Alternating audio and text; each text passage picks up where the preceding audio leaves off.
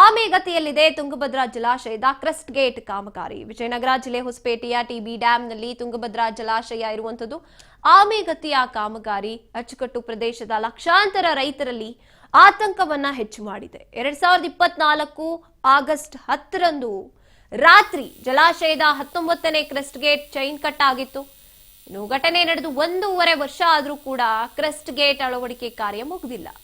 ಕಾಮಗಾರಿಯನ್ನು ಆರಂಭ ಮಾಡಿ 1.5 ತಿಂಗಳಲ್ಲಿ ಕೇವಲ ಒಂದೇ ಗೇಟ್ ಅಳವಡಿಕೆ ಆಗಿರುವಂತದ್ದು.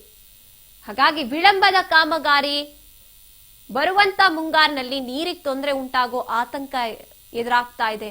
ತುಂಗಭದ್ರಾ ಜಲಾಶಯದ ಒಟ್ಟು 33 ಗೇಟ್ಗಳಲ್ಲಿ 21 ಗೇಟ್ಗಳು ತಯಾರಾಗಿವೆ. 2 ಗೇಟ್ಗಳ ತಯಾರಿ ಪ್ರಗತಿಯಲ್ಲಿದೆ. ಇನ್ನು 10 ಕ್ರೆಸ್ಟ್ ಗೇಟ್ ಕಾರ್ಯ ಅಳವಡಿಕೆಯಿದೆ. 2 ಗೇಟ್ ತೆರವು ಪ್ರಗತಿಯಲ್ಲಿದೆ. ಇನ್ನು ಆಡಳಿತಾತ್ಮಕವಾಗಿ ಮಾತ್ರ ಪ್ರಗತಿಯಲ್ಲಿ ಇರುವಂತಹ ತುಂಗಭದ್ರಾ ಕ್ರೆಸ್ಟ್ ಗೇಟ್ಗಳ ಬದಲಾವಣೆ ಕಾಮಗಾರಿ ಇದು ಕಾರ್ಯರೂಪಕ್ಕೆ ಬರುವಲ್ಲಿ ವಿಫಲವಾಗ್ತಾ ಇದೆ. ಹಾಗಾಗಿ ಅಲ್ಲಿನ ರೈತರು ಸಾಕಷ್ಟು ಆತಂಕದಿಂದ ಇದ್ದಾರೆ. ನೀರಿಗೆ ತೊಂದರೆ ಆಗುತ್ತೆ ಮುಂಗಾರಿನ ಸಂದರ್ಭದಲ್ಲಿ.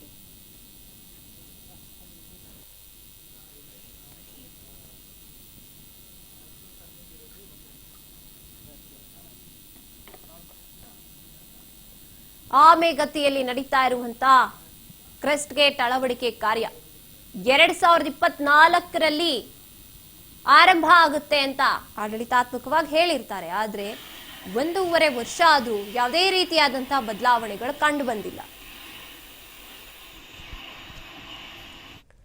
ಎಸ್ಎನ್ಐ ಬಗ್ಗೆ ಹೆಚ್ಚಿನ ಮಾಹಿತಿಯನ್ನ ನೀಡ್ತಾರೆ ನಮ್ಮ ಪ್ರತಿನಿಧಿ ಶಾಂತಕುಮಾರ್. ಶಾಂತಕುಮಾರ್, ಈ ಆಮೆಗತಿಯಲ್ಲಿ ನಡೀತಾ ಇರುವಂತಹ ಕ್ರೆಸ್ಟ್ ಗೇಟ್ ಅಳವಡಿಕೆ ಇದರಿಂದ ಸಾಕಷ್ಟು ಸಮಸ್ಯೆ ಆಗ್ತಾ ಇದೆ ರೈತರಿಗೆ. ಇದ್ರ ಬಗ್ಗೆ ಹೆಚ್ಚಿನದಾಗಿ ಹೇಳೋದಾದ್ರೆ ಗಾಯತ್ರಿ, ಹೊಸಪೇಟೆ ಒಂದು ವಿಜಯನಗರ ಜಿಲ್ಲೆ ಹೊಸಪೇಟೆ ಬಳಿ ಇರತಕ್ಕಂತ ತುಂಗಭದ್ರಾ ಜಲಾಶಯ ಈ ಒಂದು ಹೊಸಪೇಟೆ ಮತ್ತು ವಿಜಯನಗರ ಜಿಲ್ಲೆ ಮಾತ್ರವಲ್ಲ, ಹೊಸಪೇಟೆ, ಅದರ ವಿಜಯನಗರ, ಕೊಪ್ಪಳ, ಬಳ್ಳಾರಿ, ರಾಯಚೂರು ಅಲ್ಲದೆ ಆಂಧ್ರ ಮತ್ತು ತೆಲಂಗಾಣ ರಾಜ್ಯಗಳ ಸುಮಾರು 4 ಲಕ್ಷಕ್ಕೂ ಹೆಚ್ಚು ಹೆಕ್ಟೇರ್ ಪ್ರದೇಶಕ್ಕೆ ಒಂದು ನೀರನ್ನ ಒದಗಿಸುವಂತ ಒಂದು ಪ್ರಮುಖವಾದಂತ ಒಂದು ಜಲಾಶಯವಾಗಿದೆ. ಕಳೆದ 2024ನೇ ಇಸ್ವಿ ಆಗಸ್ಟ್ 10ನೇ ತಾರೀಕಿನಂದು 19ನೇ ಕ್ರೆಸ್ಟ್ ಗೇಟ್ ನ ಚೈನ್ ಲಿಂಕ್ ಕಟ್ ಆಗಿ ಆ ಒಂದು ಕ್ರೆಸ್ಟ್ ಗೇಟ್ ಸಂಪೂರ್ಣವಾಗಿ ಕೊಚ್ಚಿ ಹೋಗಿತ್ತು. ತದನಂತರ ಇದನ್ನ ಒಂದು ಪರೀಕ್ಷೆಯನ್ನ ಮಾಡಿದಾಗ ಡ್ಯಾಮ್ ತಜ್ಞ ಕನ್ನಯ್ಯನಾಡ್ ಅವರ ನೇತೃತ್ವದಲ್ಲಿ ಪರೀಕ್ಷೆಯನ್ನ ಮಾಡಿದಾಗ ಎಲ್ಲಾ ಗೇಟ್ಗಳು ಕೂಡ ತಮ್ಮ ಅಸ್ತಿತ್ವವನ್ನು ಕಳ್ಕೊಂಡಿರೋದು ಉಂಟಾಯ್ತು. ಅದರ ಪ್ರಕಾರವಾಗಿ ರಾಜ್ಯ ಸರ್ಕಾರ ಆಂಧ್ರ ಮತ್ತು ತೆಲಂಗಾಣ ಸರ್ಕಾರಗಳೊಂದಿಗೆ ಚರ್ಚೆ ಮಾಡಿ 33 ಕ್ರೆಸ್ಟ್ ಗೇಟ್ಗಳನ್ನು ಕೂಡ ಬದಲಾವಣೆ ಮಾಡುವಂತ ನಿರ್ಧಾರವನ್ನ ಕೈಗೊಂಡಿತ್ತು. ಇದರ ಪ್ರಕಾರವಾಗಿ ಈಗಾಗಲೇ 1 ಗೇಟ್ ನ ಅಳವಡಿಕೆ ಕಾರ್ಯ ಸಂಪೂರ್ಣವಾಗಿ ಮುಗಿದಿದೆ.